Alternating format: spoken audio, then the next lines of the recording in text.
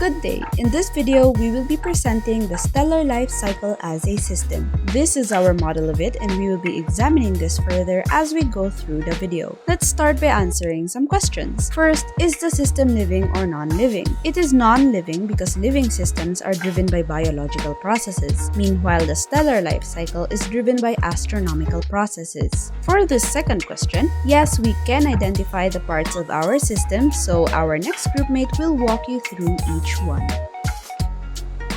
The birth of the universe starts with forces.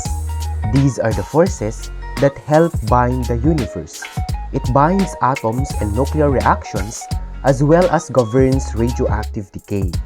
Soon, molecular clouds of gas and dust are formed and contract with their own gravity, heating up and then forming the protostar.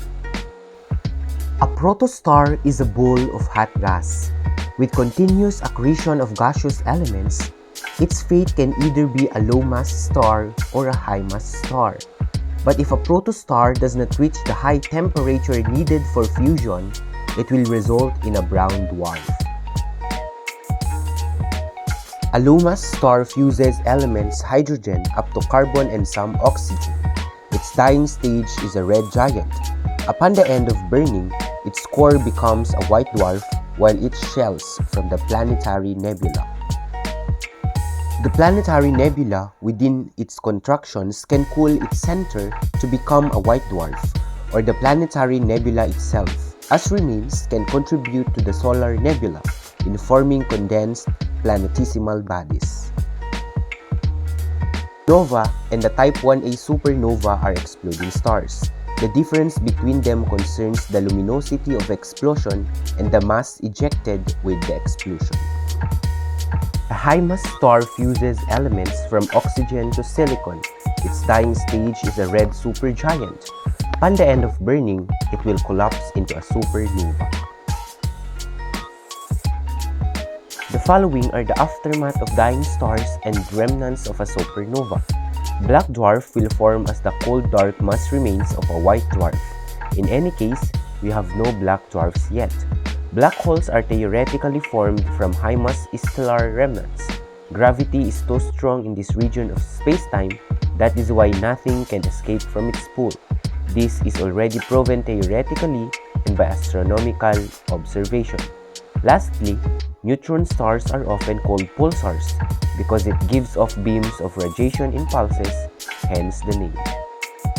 Moving on to another question, do parts affect each other? Yes, for instance, the gravitational collapse of a giant molecular cloud begins stellar evolution. Also, supernovas during the death of stars release massive amounts of energy, heat and kinetic energy that then become elements for a death's aftermath. These also release forces upon explosion which pushes other molecular clouds in range into collapse, thereby starting their cycle. Now we know that the parts do affect each other, but do the parts together produce an effect that is different from the effect of each part on its own? Again, our answer is yes. The fusion of atomic nuclei forms light elements to heavier elements. These dense masses will continue to expand in size and luminosity with high temperature requirement, producing more energy as it increases in mass. Certainly, the burning fusion of elements together is different from that of a part on its own.